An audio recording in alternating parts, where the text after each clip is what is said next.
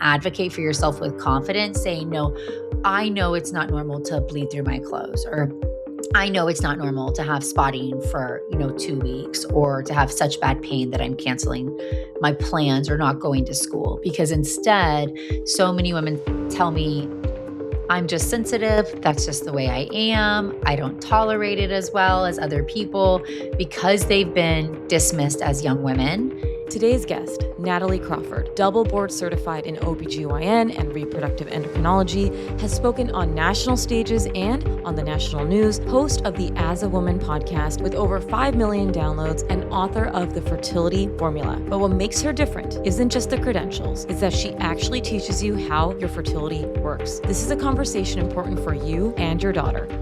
Infertility is a failure. You try to get pregnant for a year, you're not able to achieve it. Then and only then do we do testing to try to see what is going on. And I don't think that serves people, especially not women. Thank you so much for joining me. I cannot wait to chat with you, and congratulations on this amazing book that's out there right now. Thank you so much, Mona. It's an honor to be sitting with you, and I love this topic so much. It's something I'm very passionate about. And, I know how hard it is. My daughter's about to turn 12. So we're at that stage where I'm talking about, periods and menstrual cycle and puberty with her and all of her friends. But one thing that's really interesting is in the promotion of this book, I've talked to probably 60 plus female podcast hosts. And one thing I've asked all of them is, when did you learn to track your cycle or track your ovulation? And I've not had anybody who's told me they ever learned to track it until they were trying to get pregnant. And yet, if we sit here and say your period is telling you about your hormones, your underlying state of health, and we're never taught how to listen to that or what it could be a sign of if things are not working normally, it's really hard to advocate for yourself. And we know women's health starts when we're teens, preteens and teens, we go through puberty. It's really tough because oftentimes you see a pediatrician, do you see an OBGYN? It can be hard to get your questions answered. And just in general, there's a lot of stigma and shame when it comes to menstrual problems that makes it really hard to use our voice, whether it's for ourselves or our child. Yeah. And, as a pediatrician, I see those issues early on. So when I was a trainee, right? So let's say medical school, even, as an undergrad, when I would volunteer at hospitals, there was a lot of dismissal of period pain or irregular periods. And then I became a pediatrician, and even a lot of my mentors would say, okay, well, that's pretty normal. And I was like, okay, I guess it's normal. And then I just started seeing a lot of my friends, my peers in their 20s, 30s, who were trying to get pregnant, who had late diagnosis PCOS or endometriosis that got diagnosed later. And so when you talk about this vital sign, when you talk about it being a clue to our health, a lot of times in pediatrician offices, we will say, when was your last menstrual cycle? But we don't talk about anything beyond that, and I want this to be something where pediatricians read, pediatricians listen to this conversation, parents are listening so that they know that if they're not getting asked these questions and their daughters are struggling with certain issues, that they get the help and awareness they need. So thank you. And just a side note, because unrelated to the menstrual cycle being a vital sign, Natalie is very important to me. And I'm going to try not to get emotional because I tend to want to get emotional on podcasts, but I went through secondary infertility. It was more of my issues were related, for a lot of our listeners, I think you know this, from traumatic issues with my first delivery. And when I was going through secondary infertility, it was a very lonely place. It's very isolating, even though you know other people going through it.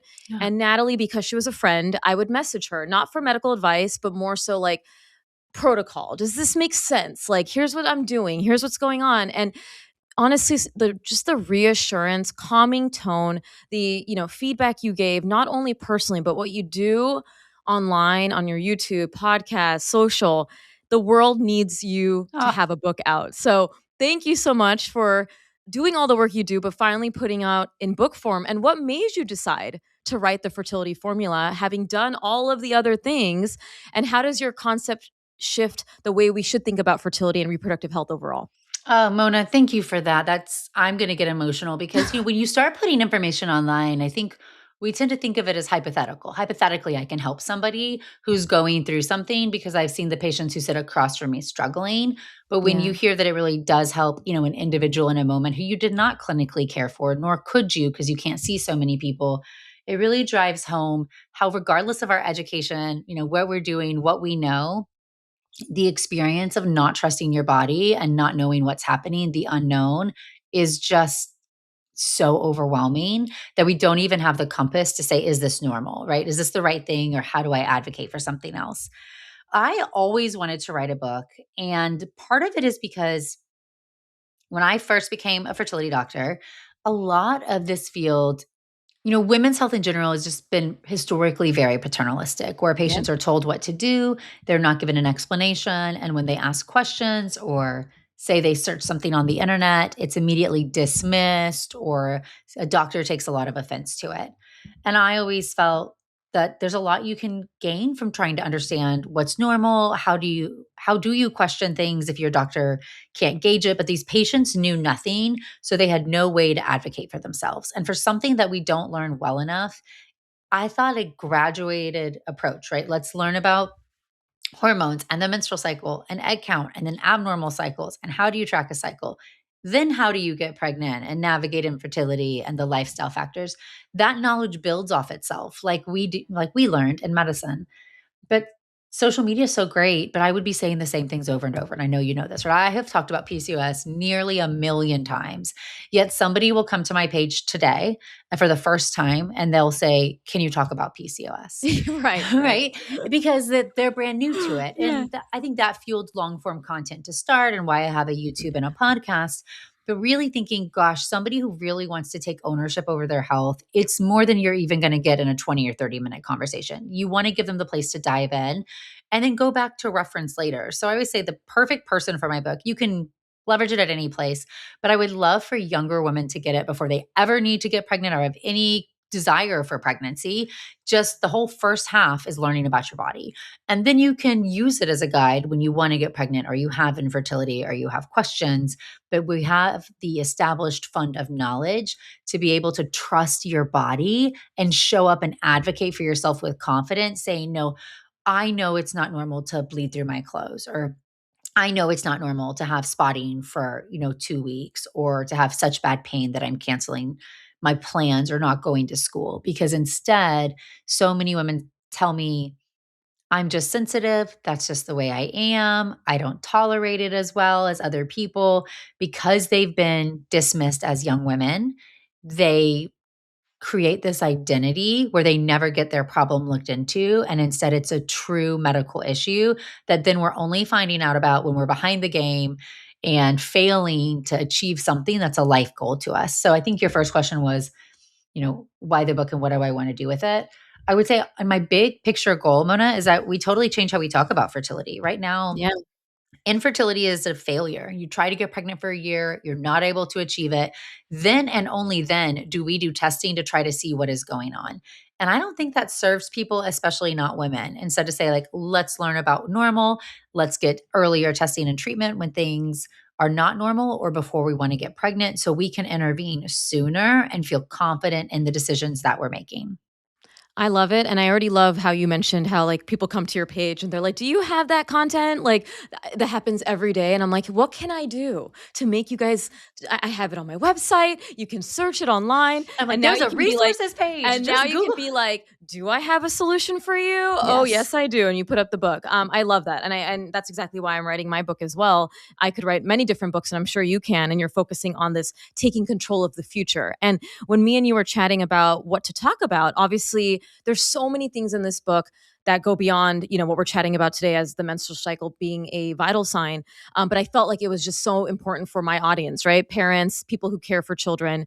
And I think that concept that you mentioned of not feeling like you can trust your own body just really resonates to me because that's my entire platform. Like, how do we raise our children to know themselves, love themselves, trust their body, their hunger cues, their fullness cues, their sleep needs, their emotions? And part of that is being able to advocate yourself for yourself when something's not going right in a menstrual cycle or in your, female health, which it doesn't help that the system doesn't support it. So absolutely. you're a pioneer. I love it when, I say that in a not like your old way, but in a like you're changing the game way. We all are in some way, I think, on social media.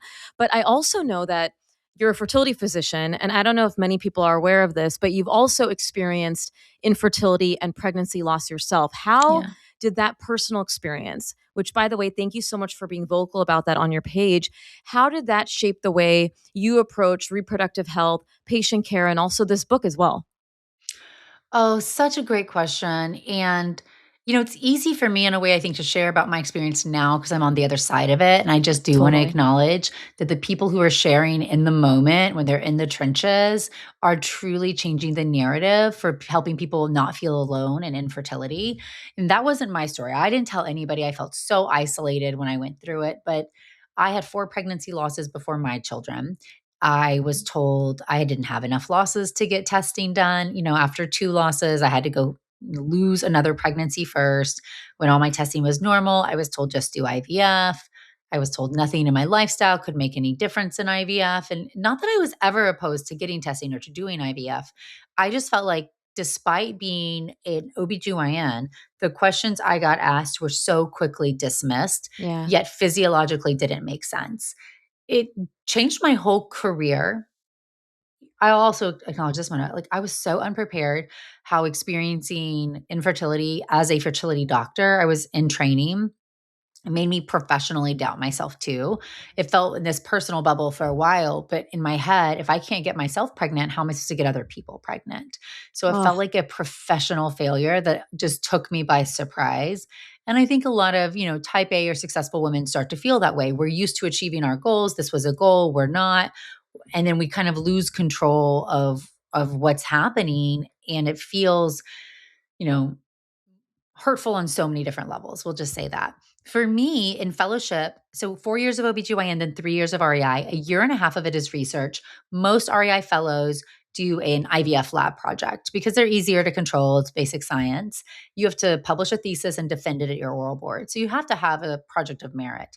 And I did not want to do that. I had done lab research for years. And I went to my fellowship director, said, I want to study natural fertility, mm, periods, cycle tracking, ovulation, ovarian reserve hormone levels, vitamin levels, endocrine disrupting chemicals.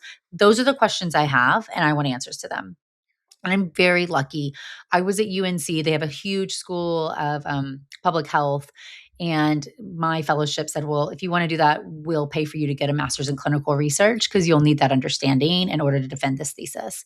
So I got that master's degree while I was in fellowship, and I studied the above mentioned things. And it really just changed my entire approach. And I love that the world's catching up now. But when I was talking about diet and inflammation and endocrine disruptors 10 years ago, people called it, fear mongering, and yeah. you're scaring people or you're blaming them. And I felt, as somebody who went through it, and I know you cannot control everything, but knowing that I was controlling what I could felt so empowering to me on my own infertility journey, right? I don't need to worry about this because I'm doing the best I can. I know what to do. It's the unknown that is the scariest, in my opinion. So that really propelled me in how I educate online, how I've always said my focus, even though I do IVF every single day, I would love to need fewer patients. I'd love for more people to have information to either get started earlier, get testing earlier, or have some of that knowledge. And really, the thing that I felt and I heard so often that propelled me more was, had I known this information sooner, I would have done something different, right? I heard that phrase so often. I felt that in my soul every time a woman said it because I felt that same way in my own journey. And that, really was the driving force behind, this book. What is the information I just wish people could have earlier on to support them throughout this? But it all comes from my own journey as well. And I love that. Thank you for being so transparent. I love that you mentioned you're on the other side because I have done the same thing as you know with my own fertility journey, being Yeah. very vocal about that, traumatic deliveries that I've had, postpartum complications. I'm obviously now 3 years out of my last child being born. I'm not having any more kids because I can't physically, and we decided not to expand our family because we are content with what we have. But it's so important to remember that perspective. But thank you for using that and saying so beautifully how it made you doubt yourself. I don't think people realize that, especially about doctors, right? And I really enjoy having other fellow doctors, especially women doctors, on social media with me, sharing the humanity of us being human beings and doctors second. Because sometimes people forget that. Like it's like when I share parenting woes, right? They're like, "Oh, you go through that too? And I'm like, yeah, because although I know what to do, my kids still do kid things because Like they're they're still kids. children. Yeah. I really It's appreciate that. it's That's so such a helpful. Yeah. good point, and I will say, especially in infertility, I sit across from people. I'm really lucky. I own my practice. We have 60-minute Yeah. consults. I really get to know you, but I ask a patient to open up their deepest, darkest fears. They're sharing very intimate details about their life. And for the people who follow me online, like the bond is faster. They know I've been through things. They've Yeah. heard me talk before. And I do think that that makes a big difference in helping that relationship strengthen because it's not so one sided, right? I'm just this doctor in a white coat and you are somebody bearing your soul to me. They see me more as somebody who really is invested in helping them trying to get to this outcome. So I've found that being open and vulnerable, despite getting a lot of negative feedback originally, right? I got on social media 10 years ago and there were a lot of people saying you shouldn't be on social, that, patients aren't going to like it, all the negative things I think we've Yeah. all heard, that we've seen it to actually just be the opposite. Yeah, and I love that that's been the story, and hopefully we can continue doing this. And I always say, like, Mhm. if not, the permanency of a book is like an amazing legacy, right? I tell my husband, I'm like, yeah, like this is amazing that now that I'm writing my own book, like Yeah. too, that even if social media dies out and people Instagram aren't could using go it, away tomorrow, yeah, you right? have the permanency of your beautiful book. And I do want to get into this menstrual cycle being a vital sign, right? And like I said, for many of us, whether it's parents, clinicians who are used to thinking about height, weight, blood pressure as health markers and vital signs, during adolescence, what symptoms around periods tend to get brushed off as normal or it's okay that you actually think should have a closer look? I love it. I would love to give a quick kind of my very fast explanation of the menstrual cycle for somebody who's maybe coming I in think it's and wonderful. yeah, they Yeah. don't even Yeah. understand because I really think that we can all understand this and it's going to help us know what's normal, so what's abnormal. First thing I want to say, women are born with all the eggs they're ever going to have. I think most women have now heard this by this point, but I like to imagine them as stored in a vault inside your ovary. And every month, a group of eggs is coming out of that vault, no matter what. When more eggs are inside or the vault is crowded, more come out. And as the vault starts to get emptier, fewer come out. And each egg is microscopic, but grows in a fluid filled sac called a follicle. This concept's really important to start with because you may have heard that women have their highest egg count when they're a 5-month-old baby inside their mother's womb. They have 6 to 7 million. But by the time they're born, they have 1 to 2 million. Biggest drop we have because when we have more, we lose more. Next biggest drop happens between birth and your first period, where you'll lose and you'll get down to about 500,000. So we have lost the majority of our eggs before we've ever ovulated a single egg. What I want people to start thinking about is that means the ovaries are doing things this entire time. Puberty is not the Amazing. activation of the ovary, it's the activation of the brain. So in puberty, the brain turns on and starts being able to send out the signals from the pituitary gland, FSH and LH, which then eventually drive ovulation. It first turns on and we send out FSH, follicle stimulating hormone, which is well named. It gets an egg to grow. That egg is going to grow and make estrogen. It actually takes about 2 years for the brain to be able to recognize an estrogen maturity. So, this is why we think about puberty. We have those first couple of years of estrogen only exposure where we tend to think about breast growth development. We see, axillary pubic hair, and we see our growth spurt before the period actually starts. Once estrogen has achieved that high level and the brain can sense it, it'll then kick over into the ovulatory process. So, all of these other months, a group of egg comes out, never reaches maturity. They all die. The next month, another group. Once we have full brain maturation, one of those eggs, when it gets to its peak, that high estrogen will have the brain send out a surge of LH. LH is luteinizing hormone, which allows the follicle that grew the egg to rupture. It's a cyst. A cyst is a fluid filled structure. That cyst bursts. The egg is released. That's ovulation. And then that cyst reforms itself and becomes something known as the corpus luteum. This is called the follicular phase, the first part of a cycle from day one of bleeding until ovulation, where a follicle is growing, estrogen only phase. There's no progesterone. After ovulation, that corpus luteum makes both estrogen and progesterone. This is called the luteal phase, stimulated by LH from the brain. And this usually lasts about 2 weeks at most because the corpus luteum can only survive for about that long unless you get pregnant. So the corpus luteum will die, progesterone will drop. It is that withdrawal of progesterone that gets the physical outward symptom of a menstrual bleed, and the process starts over. So it's a really beautiful coordinated dance between the brain I and love the it. ovaries to be able to have ovulation occur. And a few different things that I think are really important for people, women, but also parents who might be thinking about this for their child to understand. The brain has no idea what the ovaries are doing. This idea that our brain is, omnipresent and just understands our body is so false. It's really sending, it's interpreting messages. Let's imagine the brain and the ovary are on walkie talkie. Yeah. It's waiting to be told that estrogen is high enough. It's just waiting. And this means that you can have static interference on the radio from a variety of different things that interfere with the brain's interpretation and how it responds. This can present with abnormal puberty, early puberty, late puberty, and irregularity in cycles. And a lot of this can be driven from excess weight gain because fat cells can make estrogen. So if we go back to the original concept, if we have excess estrogen earlier, we're increasing that total estrogen and kind of turning on the brain activation earlier than we otherwise would have. And then we also can see from chronic inflammation or insulin resistance, which kids can have driven from some of our food and the food choices we're making, especially ultra processed foods or very frequent eating intervals, not sleeping enough, chronic stress, and stress a lot of times can come from family situations as well, can all interfere with part of this brain ovary communication.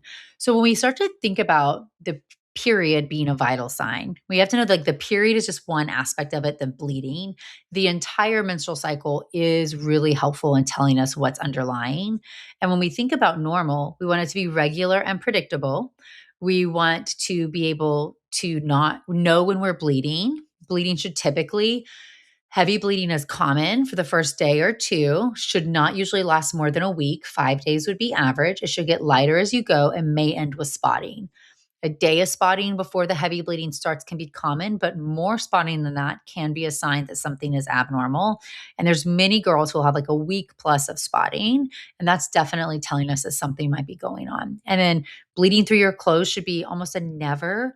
The exception might be if you're sleeping right and your period first starts, but we shouldn't be chronically bleeding through our clothes when we have pads or tampons in. And then your pain, you're it's normal for the process of having a period. Your uterus is expelling those menstrual contents, the endometrium, and it does cramp to help get things out. It's usually noticeable, but taking pain medication that's over the counter like Tylenol, Advil, Motrin, Aleve, heating pad, it should be tolerable. And when young girls want to stay home from school, having an adolescent or a teen tell me that their period is so painful that it kept them home from school has almost a 90% positive predictive value that they have endometriosis as an adult. I mean, Interesting. isn't that crazy? So, like, when you say not just like, I don't want to go, but the pain is so bad that I do not want to go, that usually we think it's because we trust ourselves more when we're a child. We believe that pain, it's interfering with our lives and we'll stay home. If you have that same pain every month, women are so resilient. What are you going to do? You're going to say, I just don't tolerate it like my friends. I've got to just deal with it. And so we tend to adjust or change our expectations. And these are the women who say, I have a poor pain tolerance, et cetera, when in reality, they have huge pain tolerance.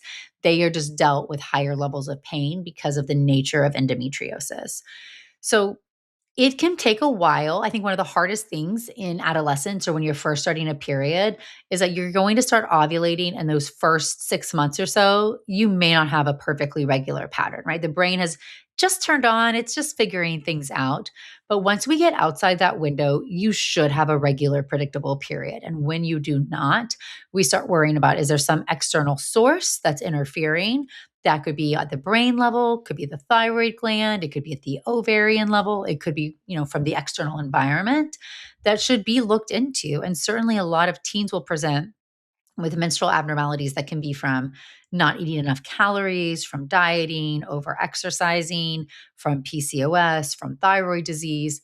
These all often get diagnosed because they come in for the period problem way later on versus some of the other symptoms that they've been experiencing. And we definitely should talk about extreme dieting and hypothalamic amenorrhea at some point. It doesn't have to be this minute, but I think it's undertreated in teen girls or not often managed the right way.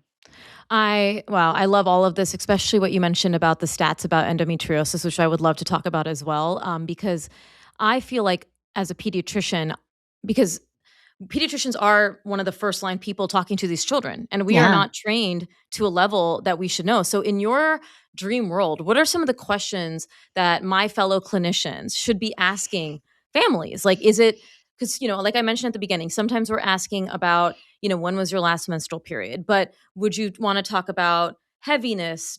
How often? What other things are we missing in that conversation to kind of cue our brains like, hey, we need to do more? And then my next question will be, what do we do if we're concerned? But I would love to hear Yes. that. Yeah. So I would say it's not just like when was the last, which we always want Mhm. to ask to make sure we're not actively potentially pregnant. But, if I gave you a calendar, could you put your finger on when you expect your next period to be? And would you be, correct? Essentially, the regularity of it. A lot of girls will present with what I call irregularly regular period. Like it'll come somewhere between a 4 to 7 week interval. So they'll give you a date that makes sense and they'll say, yeah, it's normal because that's normal for them. So instead of that, asking them maybe to, when was your last one? Okay, when do you think your next one will be? And is that at what we would normally expect to be, a 25 to 35-day interval from then? Or they've just marked 7 weeks on the calendar. Like that's not normal. I should look into that more. Do you have a lot of bleeding in between your periods? So that breakthrough bleeding can be a sign of hormonal issues. Thyroid is a big one that pops up, and so is prolactin. High prolactin use can come from a variety of different reasons. I see it a lot now, but I also saw it a lot when I was working in the pediatric endocrinology clinic in fellowship. And a lot of this can be from some mental health medications, from ADHD medications, from medications for depression. They can often change in, prolactin secretion from the brain. And high prolactin blunts the brain's ability to make FSH and LH. So you tend to see very classic spotting in your periods, shorter cycles, irregular cycles, and then your cycles go away as prolactin levels rise. So what we do about that is depends on the scenario based on the medication they're on and how important it is, but it can be a clue. Hyperlactin can also come from a brain mass. So obviously managed very, very differently depending on what's happening. Bleeding through clothes when using menstrual products, as we said, and that one's a little bit tougher because you have to make sure that they know, are they choosing the right product? How often are they changing it, et cetera? But really, it should not be the norm that, yeah, I always bleed through my clothes. That should not be normal. And that's could be a sign of a bleeding disorder, which would be more common in the teen or adolescent years, but can also be a sign of uterine fibroids or an endometrial polyp or PCOS, kind of another clue that things could be irregular because they're building up. And then the pain. And I think the pain one is hard because a lot of people think, oh, asking about school, nobody wants to go to school. So of course they're Right. going to like stay home. What I usually would say is like, hey, when your period starts, if you were going to go to the movie with friends, would you stay home instead? Or if you Mm. were going to go to what's your favorite restaurant? Oh, you love sushi. Okay. It's the day your period starts and your family's going to sushi. Would you still want to go? And if a child is going to say, no, they don't want to do an activity that they deem very fun because of their period, that to me is a big red flag as well. Mm. One of the biggest things, I love that because yes, you're right. Like I was just going to say, like, how do we differentiate the school refusal of like, yeah, that's not fun for me, but like knowing that we'd miss out on things that they would normally want to, that is definitely a red flag in my mind. And I love these questions already. I would love to dive into three things: endometriosis, PCOS, and then you mentioned thyroid, hypothalamic. What was Amen. the amenorrhea? Hypothalamic Yeah, amenorrhea. Okay, let's dive into them and let's go backwards first because yeah, hypothalamic amenorrhea, I think, has the biggest impact and isn't always managed appropriately. So if love it. we're a parent or we're a physician, we might see this girl. Hypothalamic amenorrhea is, let's just say, the walkie-talkies are now no longer like the brains is turned off. So the ovaries can tell the brain whatever it wants. The brain, which is where the hypothalamus is, the control center of the brain, is no longer responding or interpreting signals. What that means is that the pituitary gland will not send out FSH or LH. You will not ovulate. You will not make estrogen. And this is so important for a girl's long term health and development because in these early years, especially, we're laying down a lot of our bone from this estrogen. And so when we see teen girls who have hypothalamic amenorrhea specifically, it's a chronic low estrogen state. They, number one, feel terrible. They tend to Mm. have headaches. They have trouble concentrating or brain fog, low energy, lack of interest in things. So they don't feel like themselves. They don't feel good, and they don't have a period because if the hypothalamus is turned off, they're not having a period. The top causes in these years is going to be low calorie intake, especially for teens who are dieting, trying to like restrict and lose weight, eating disorders like anorexia or bulimia, and over exercising, or some of our competitive athletes. We see gymnasts, Yeah. figure skaters, because they have an energy mismatch. It's worth saying that chronic disease, autoimmune disease, can present this way for a first presentation, chronic stress in the body or the home. So if you have a girl who has, I had my periods, but they've been gone for a year. She's lists off all these symptoms. She might have low estrogen, explaining all of the symptoms. Number one, we do need to make sure it's not high prolactin, thyroid disease, or ovarian failure. I have a handful of girls whose ovaries turned on and then off in their teen years. They need to be managed very differently. And then we often have to see this as a diagnosis of exclusion, really asking them about activities, food that they're eating, medications they're taking, a brain MRI, etc. But if it is hypothalamic amenorrhea, so the brain is no longer interpreting, these young women need hormone replacement. They need estrogen for sure. And it doesn't have to be a birth control, but it can. We sometimes you give estrogen and we cycle progesterone. You would probably need me to help guide you in what we're going to do. But the identification that your estrogen's low and it shouldn't be, and the reason why is the brain's not going to respond, as I need to support you with estrogen to feel like yourself, have an interest in your activities, protect your brain, protect your bones. Estrogen's life changing in these young women. Just think about the discussion we have right now for women who are in perimenopause and menopause, how going on estrogen is life changing for them. It's it's even more so for teens who should be having a really high estrogen level. And we can diagnose this by, history, but also on lab work, right? If FSH and LH are low and estrogen is low, it is hypothalamic amenorrhea. So that is something that needs a very specific treatment for it. PCOS and endometriosis are kind of different but more common. I always say PCOS is, in short, the easiest way to think about it is being born with a high number of eggs. It really becomes a metabolic disease. But if we want to think about it again, the brain doesn't know what's happening in the ovaries, so it sends out a normal amount of FSH. Well, if you have 40 eggs 1 month instead of the normal, we'll say is 20, that same FSH signal is getting halved to every single egg. So it is not a strong enough signal to get an egg to grow and respond and start making estrogen. It can take longer. So if it's not as strong, it needs more. And so eventually you might catch and start ovulating, but it's these very long cycles. All those days you're not making quite as much estrogen as you should. The ovary loves to make hormones, and in this case, starts making testosterone because it's getting some stimulation, just not quite enough. It's not as detrimental long term because each tiny follicle makes some estrogen. So the difference in having an estrogen level of 20 from 20 follicles and a baseline estrogen of 40 is actually quite different for your long-term health. So you don't tend to have all the same low estrogen symptoms that somebody with hypothalamic amenorrhea would have because you're a little bit protected. For reference, in a normal menstrual cycle, when you're ovulating, your estrogen is closer to 200. So we're still way Wow. under what Yeah. you're used to having to function optimally.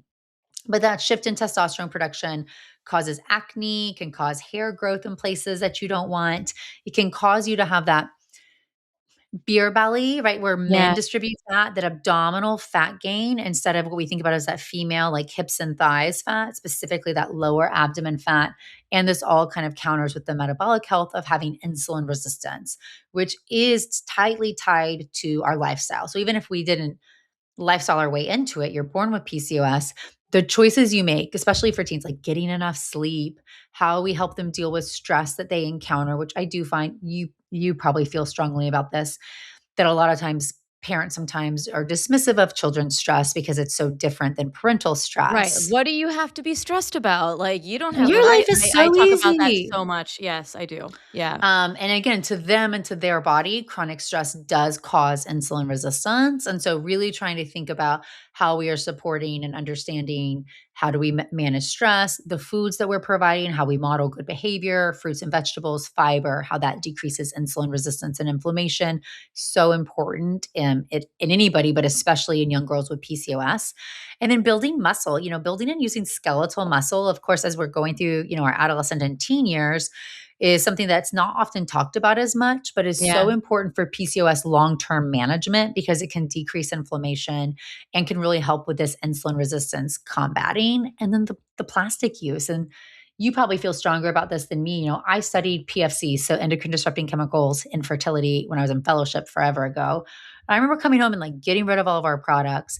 And then afterward, finally getting pregnant, having my daughter and taking her to daycare. And I had these fancy glass bottles, and they're like only plastic bottles. And I remember coming home and like sobbing, right? Like, okay, these are so bad, and they heat them up, and just feeling like there's nothing I could do about it. And, how overwhelming that can feel as a parent. And what I try to tell people, whether it's their own journey or their children, is, pay attention to things you do in your house, like then that your children are exposed to the most. Those are the things you can control. And there's always going to be external factors, whether it's at school or a friend's house or out to eat, that you don't control those environments. But endocrine disrupting chemicals can cause abnormal ovulation, hormone production, impact long-term fertility, puberty onset, thyroid function, all the things we've talked about. And so trying to cultivate a home where we are decreasing those does play a role. I agree, and I think, I with plastics and stuff, I take that same mentality, like, let's reduce as much as we can without losing sleep over it, right? Yeah. Like, what are the small steps that we can take? And I agree with you. I had one question before we go into thyroid disorders about the PCOS, and to be honest, I'm loving this because this is probably one of the I have had this podcast for 6 years. I am like taking notes for myself as a clinician. And that rarely happens because I feel like I know the stuff in A lot. pediatrics pretty well, but when you're coming in, because this matters to my population, but Mhm. like I said, we didn't get training. So the first thing is my question about PCOS. And you talked about how it's when the signal's not strong enough, it doesn't, you're having, it starts making testosterone. Why does it switch to start making more testosterone? Is there a reason why the body is now going into testosterone production more than because there's no estrogen, or, the LH, FSH is not there as much? Yeah, the way I like to explain this to patients is, in the perfect dance, these hormones are released in tandem, right? Right. FSH drives an egg growth, estrogen talks back to the brain. High estrogen levels tell the brain to send out LH. What happens is kind of twofold. One is that estrogen, testosterone can go back and forth. So a little bit higher baseline estrogen predisposes you to make some more testosterone. Second is going to be the fact that this FSH to estrogen pathway is blocked, right? It's not communicating well. And so the brain will start to say, but LH makes testosterone, and that pathway works really well. So it gets some positive feedback to keep that going. And the estrogen wants to make hormones. But third, and probably most important, is that insulin resistance predisposes the ovary to make androgens over estrogens. So Mm. we really, many different things are leading to the same outcome. And I think patients can start to hear how tied together they are, which means we have to take a really proactive approach. And unfortunately, a lot of clinicians too will say, oh, well, PCOS just happens in a certain phenotype. They say, oh, because PCOS can cause you to be overweight. That can be true. They will often see young, thin girls and they'll say, you can't have PCOS, right? And that's not the case either. Very Think good. about it. If you're Mhm. born with a lot of eggs, this is probably due to some exposure or something genetic your mom had when she was pregnant with you, because that's when you were supposed to lose most of your eggs. Something in that time period probably reprogrammed your ovaries to have this mismatch between what the brain's telling it and how it wants to respond. It's not that, oh, she was overweight and it caused this.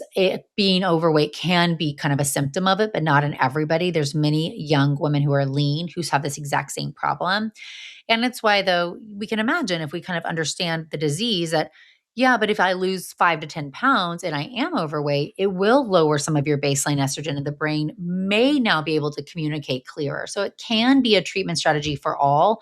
But I wish more clinicians would stop just saying, oh, they don't meet the classic look of it, and just assume that it's not PCOS, especially in these girls 20 and younger. They definitely can present with period symptoms or acne as the chief complaint for sure, without having, being overweight. Do you feel like the hair growth is a like, androgenetic hair growth? So like, facial hair in places that women technically not, right? Like the beard, Mhm. sideburns. Like, do you feel like the hair growth is pretty indicative, or some women can have PCOS without the hair growth too? Oh, It's really tough, and I think this goes both ways. One is that there's a lot of different ethnic distribution of what our Correct. body hair is going to look like, especially here, in the US, we tend to think you should have 0 body hair, and that's not really what we're all predisposed to I'm have. Indian, and I can Uh, tell you that's true. Yeah. yeah. So I think that, we have to understand, like, we have to give grace for, like, there's different levels of what is normal and what's not normal. And so definitely I would say not every woman with PCOS has abnormal hair growth, but it can be one of the presenting signs. As a clinician, you have to ask because we have such great hair removal technology now. I will have a lot of, we'll say, Indian parents who struggled immensely with facial hair that, Yeah. like, they got it lasered off their daughter at a young age. So if I'm just using my eyeball test, like, she doesn't have any, but that doesn't mean it couldn't have been a sign. So saying, like, have you ever had abnormal hair growth? Have you ever needed a treatment for that or a medical treatment? That's an important distinguishing factor too, because just saying, well, I don't see any, so it's not a problem. Same thing with acne. I don't see it. They may be managing it in another way. But we should also say, right, male pattern baldness can be a sign of high androgens too. So losing hair, especially in kind of what we think about that male pattern area, is also a high androgen sign. Yeah, and I think, again, going to all of this kind of encompassing understanding that two different people can look a little different, and that's exactly, you brought up exactly why I saw that concern. I have a lot of leaner Indian women who got misdiagnosed or underdiagnosed, and then that's what led to the fertility issues down the line. Mhm. And that is why I'm like, oh, very interested. And a lot of it is, for anyone who's not familiar, including like you just mentioned with hypothalamic amenorrhea, a lot of this with PCOS is also lab workup, not necessarily imaging, right? I know you can do ultrasounds, but that's usually not the gold standard for diagnosing. It's more so looking at the clinical picture and labs. So for PCOS specifically, it's going to be 2 out of 3. And so one would be having irregular or absent periods. So I can ask you those questions. Second is going to be having clinical or lab values of high androgens. So excess hair growth, acne, that meets the criteria. So would a high testosterone level. And Hmm. then the third would be polycystic ovaries on ultrasound. Ah, Some places are using a high AMH, which is a blood test. But essentially, if you sit here and tell me, I have terrible acne, my periods are irregular, you meet the criteria to be diagnosed with PCOS. And like that isn't like, oh, you have to force a young woman to go get a vaginal ultrasound or something that might feel really intrusive for a young girl. We often can get there through clinical kind of workup, and then blood work can support it if we're unsure. Sometimes blood work can be helpful. And I think that that's kind of a misnomer. Hypothalamic amenorrhea must have blood work to diagnose, and in young girls should have a brain MRI to rule out a brain mass depending on how the lab work is coming. We don't want to just assume it's from not eating enough and miss a pituitary mass. I'd love to talk about thyroid because that's another big one. I know there's also other things. And then after that, I have a question follow up that I will ask you about all of Okay. these combined. Yeah. Thyroid disease is so tied together. And this is something that I don't think people really understand, right? Your thyroid's a butterfly shaped gland in your neck and it makes thyroid hormone. Call it T3 and T4. So essentially, these are your thyroid hormones, and your thyroid hormones work throughout your entire body. They control temperature, growth, metabolism. They come back and they talk to your brain. They're important for brain health. Your brain interprets your levels and then is also going to talk through the same process, hypothalamus to the pituitary gland to the thyroid gland to make more or less. One of the hormones from the pituitary gland that gets sent out is called TSH, or thyroid stimulating hormone. The reason why this is so important and impactful is, if I use my cup, the pituitary is so interesting because it's mapped. There's different areas on the pituitary gland that make a solo hormone. The gonadotropins, or FSH and LH, the hormones that come from the pituitary gland that work on the gonads or the ovaries, are the furthest away from the blood supply, but they're also close to a lot of different hormones. So for TSH, if the thyroid gland is low, so thyroid hormones are not being made enough, the brain interprets there's not enough. It tells the pituitary, please make more thyroid hormone. Mm. And we see a lot of attention go to the area in the pituitary where TSH is being made. And that is going to suppress the release of FSH and LH, because now our blood supply is going to this thyroid specific center. Thyroid then is diagnosed by a high TSH and low circulating thyroid hormones, T3 and T4. but often can present with period abnormalities in both states. So, hypothyroid is those low thyroid hormones. Hyperthyroid is going to be having an overproductive thyroid gland. Both of these can come from autoimmune disease, but not always are. But so it's really important to look. And if you have a family history of autoimmune disease at all, autoimmune hypothyroidism or Hashimoto's is going to be one of the top causes of autoimmune disease that we tend to see. These girls can have extremes. So when your thyroid hormone is extremely making nothing or a lot, you can get very, very sick.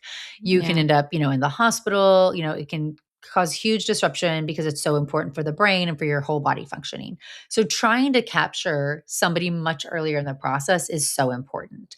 So whenever you have an irregular cycle at all, a full thyroid panel should always be part of the paradigm of what we are checking. And so we should never tell a young girl, my period is irregular, and we say, oh, that is normal. We should say, oh, let's make sure that it's not. And the thyroid lab should be checked as a part of this. Treating hypothyroidism is so easy relatively. Right. We can replace with thyroid hormone. There's, of course, more nuance to that, but that thyroid gland is important for growth and development throughout all of your time. If it's hyperthyroidism, it's actually a little bit more complicated to treat it, but the earlier we know about it and we can intervene, the better it will be.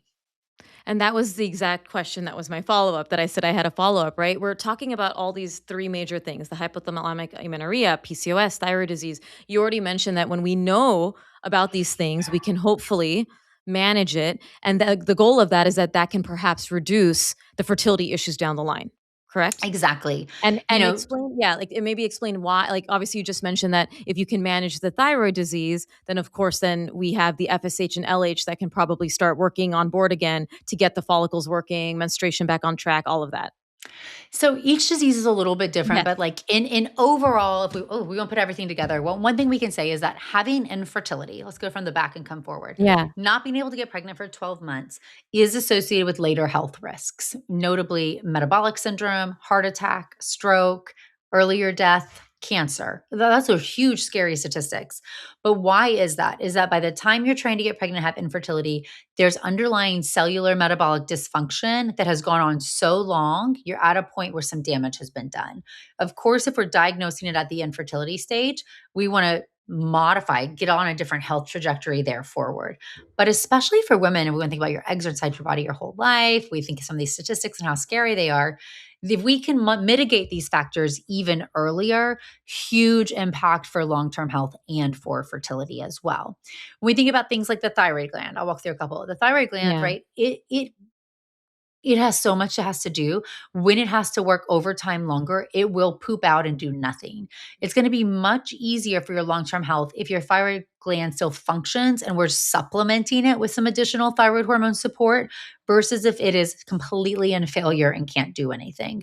Your risks long-term are different in those two scenarios. For PCOS, knowing this earlier, teaching young women how to reduce insulin resistance, how to cultivate a life where they have less chronic inflammation, understanding what this can mean when they want to get pregnant, meaning at no fault of your own, you might have to do ovulation induction. You might need some medical treatment, earlier intervention. Just knowing that can change how they approach their health in a lot of these really critical years where we're establishing the foundation for our metabolic health. And I have nothing. I love birth control. Like, I think there's so many positives that it does. It gives you reproductive freedom. It can be a great treatment for disease. But we have to acknowledge the world where we live in, where a girl has acne and irregular cycles. A doctor might say, here, this birth control pill will Yes. treat it. That's not necessarily wrong. But what's wrong is saying, hey, this is from PCOS. One of the treatments we can do is the birth control pill. This is why it's going to help. But it's not changing any of this insulin resistance, this metabolic health, and we need to start working on this. And when we stop it, these symptoms will come back. So we need a game plan when you want to come off of it. So just that simple thing, even if it's not the wrong treatment, how we've been giving it as treatment is wrong without any autonomy and understanding there's an underlying disease and starting to give people the opportunity to make changes for that. And I love that as, encompassing what we had said earlier about we need better education. And this is why I'm like literally like taking notes, not only because I want it for like, the when we promo the episode, but for myself. I think this is so important because I knew about PCOS, I knew about thyroid disease, and I was testing blood work for, FSH, LH, but then Mhm. the name of having hypothalamic amenorrhea in my head, I needed that reminder. And so, like I Yeah, said, I'm learning so much, and I can't wait to dive into your book to be even a better advocate for my patients, to be like, hey, this is what we need to do. And I love the point you made about the birth control. I also agree that hormonal therapy like birth control can be extremely valuable, but I do believe that it's thrown like a kitchen sink without getting into the underlying. It's like for me in my world, it's like when people give melatonin for sleep. Okay, what's the right. actual issues at why you're not sleeping? Like there's definitely something else going on. Maybe it is that you have jet Yeah. lag, but Like, if it's we're not using wrong, but it's yeah, not right in how it's being correct. utilized. And I think that's a very valid point. And I love this because again, our goal and my goal, your goal as well, is to like have women have the best chance of expanding their family if that's what they want, right? And I think when we don't do that and ask these questions and get the curiosity going on like, hey, this is a vital sign, what's going on, and just throw the kitchen sink or not really walk them through what we can do for them, is we're doing a huge disservice to our families and our patients. Absolutely. Women deserve more tools in the toolbox. Yeah. So you shouldn't deserve to know what's out there.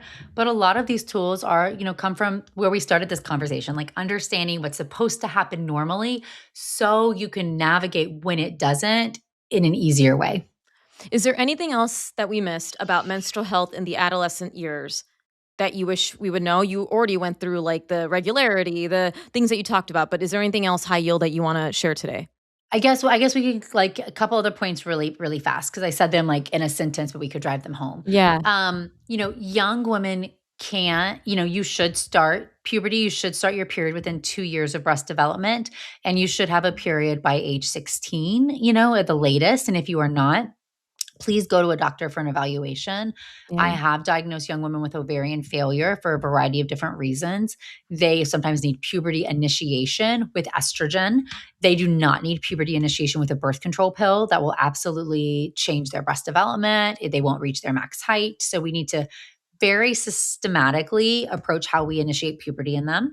And if they've gone into ovarian failure, they need hormone replacement therapy. It's not optional, it's mandatory for them, or they will have much higher health risks later on in life. Number two, for endometriosis, if we think somebody has endometriosis, which is usually a pain based syndrome, it can be really tough in adolescence because it's a surgical diagnosis. We don't always want to put young girls through surgery, but putting a young woman through surgery whose life is impacted by her period can change her life and give her knowledge she needs. Talking to those patients specifically about decreasing inflammation. Endometriosis is an inflammatory disorder, so lifestyle mitigation of inflammation is extra important because their baseline level is already a little bit higher. But also, if we try a medication, this is another circumstance where people are given the birth control pill because it can suppress endo, it can help with some of the pain. It's not wrong, but we need to do it from a place of I'm worried you have endometriosis. This gets progressively worse with every ovulatory cycle. We're going to try to stop you from ovulating and seeing if it gets better. These lifestyle changes to decrease inflammation are equally important. If this doesn't help, we want to have a discussion about surgery. This can impact your fertility. So when you're at that place, we need to talk about checking your egg count in your 20s. Should we freeze our eggs?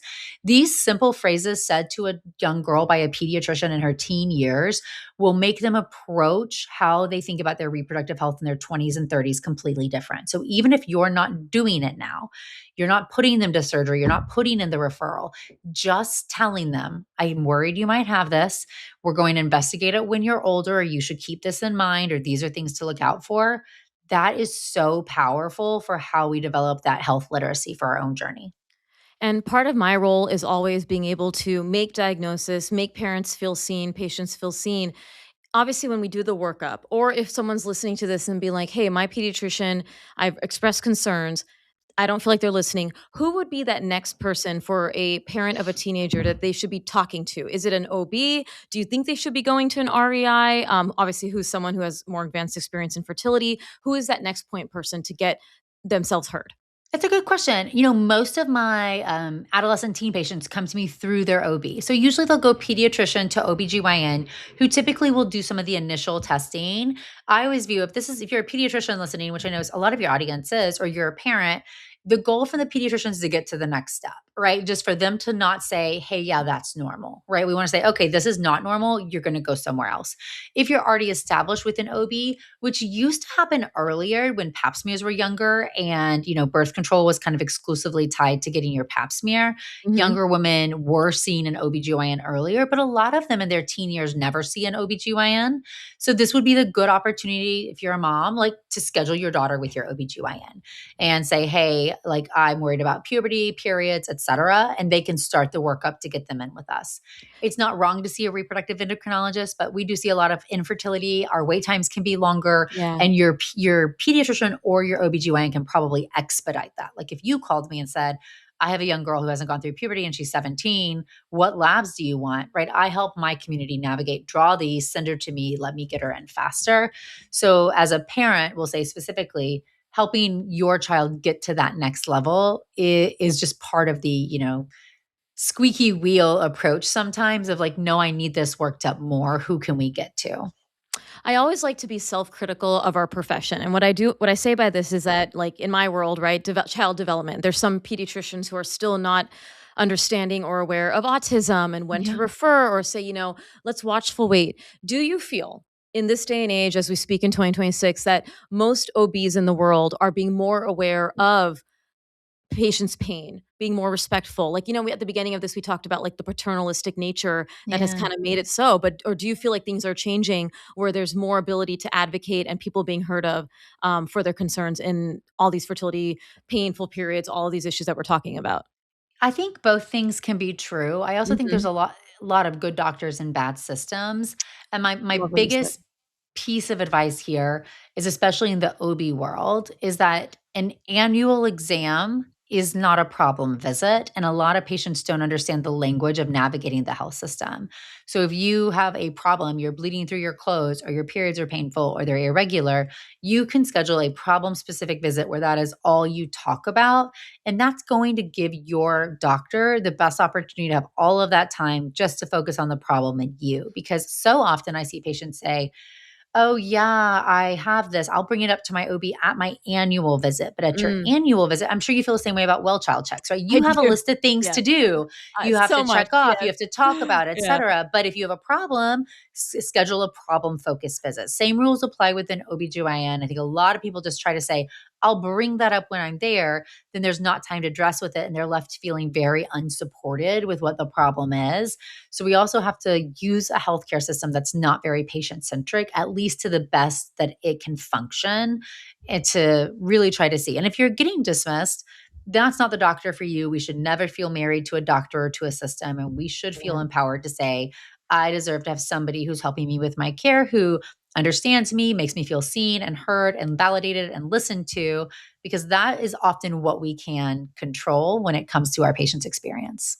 Yeah, I appreciate that, because I see that as well, and I love what you said. There's just a lot of good doctors in a bad system, and then there is just a lot of not so great doctors. But I would say the prior is more true. That there's just a lot of doctors who just can't do their art and what they love to do right now.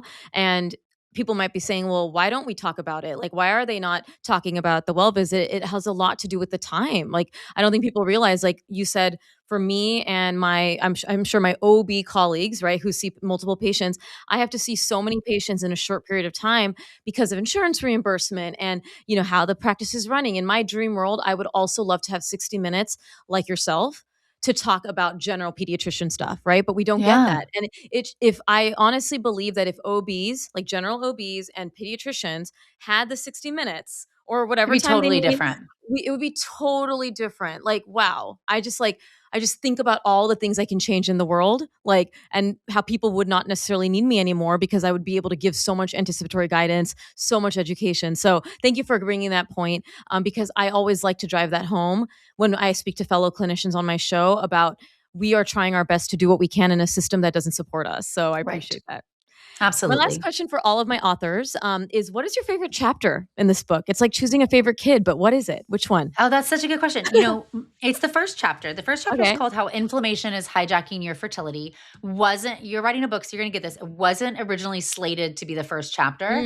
Mm, But after, many discussions with the editor back and forth, felt like it really laid the groundwork for why understanding how everything we're exposed to during the day, both within and not within our control, really do impact how our body is functioning and why that's so important for framing it. And I think that is something I've been passionate about on my own journey with pregnancy loss, what I talk to patients about. And I think it gives patients the most agency because we can't rewind the clock. We can't be younger. We can't go back and Yeah. change the past. But understanding how decisions today forward impact our health too, that is empowering in my opinion. I cannot wait for everyone to have this book. I Thank you. learned a lot, and like I said, I don't say that to all my guest guys. Like if I learn something new, I always admit that, and I'm just like, wow, this is so helpful for me. Like I said, as a pediatrician who treats patients and always wants to be better for my patients. So thank you so much. Where can everyone go to get the book, stay connected? I know you're not only writing books, but you have a platform as well, sharing educational information. So give us all the deets. Yeah, thank you. The book is The Fertility Formula. You can buy it Mhm. anywhere books are sold. It's everywhere. You can learn more about it on my website at nataliecrawfordmd.com/book. And I'm on Instagram and the other social platforms at Natalie Crawford MD. And I will be attaching all of those things. My very last question, Natalie, what is giving you joy right now in your life? It doesn't have to be about the book, but in general, what is making Oh, you happy? yes, it will be because my mantra as I've been in this season, you write it, we were just talking about this. A book is about 2 years from you get the Mhm. deal until when it's out in the world. Weirdly, it's written by about that first year, and then you start marketing it almost 9 months early before it's released, which is Yeah, so wild. weird. Since we started marketing it, my mantra has been must be present to win, which sounds like an overachiever mantra, but what I really have learned through it is saying your presence, both in your time and your energy, when you give it to other people, will give you the most back. You will get the most joy from that when you can go into those conversations, so those opportunities to connect with people in person and virtually, and say yes, and stand on stages and go to events and just connect with an audience and other colleagues. The reward is so high. And so really just kind of keeping that in mind, say like must be present to win, experiencing the gift of your presence and then receiving it from other people, and not trying to be overwhelmed with all the things that are happening, but like just absorbing that gift being received back has brought me so much joy in this season where the book has been, years of work to finally come into existence. Well, everyone, labor of love. We talk about that with all books. The Fertility Formula is out now, so definitely get it. And I'll be linking all of that information to the show notes. And you just gave me a lot of motivation with that final statement as well, not only just in my book journey, but also just in life. So, Natalie, always a pleasure. I know I just saw you at the conference as well, the Pinnacle Conference. You are wearing many hats, and thank you for all you do for us and for women in medicine as well. Thanks, Mona. You're amazing. For everyone tuning in, you had to learn something because if I learned something and I'm in the healthcare field, I mean, this was education 101 on the menstrual cycle and so many different conditions that we should be paying attention to in our young girls. If you found this helpful, hit that thumbs up sign, comment, tell us what you loved. If you have any other questions, please comment so that we can educate you, and share this, because in order to make the show grow, in order for people to learn more, you have to share these conversations. I cannot wait for you to get her book. I cannot wait for Natalie to come on the show again and to have another amazing guest on the Peds Doc Talk podcast next time. Stay well, everybody.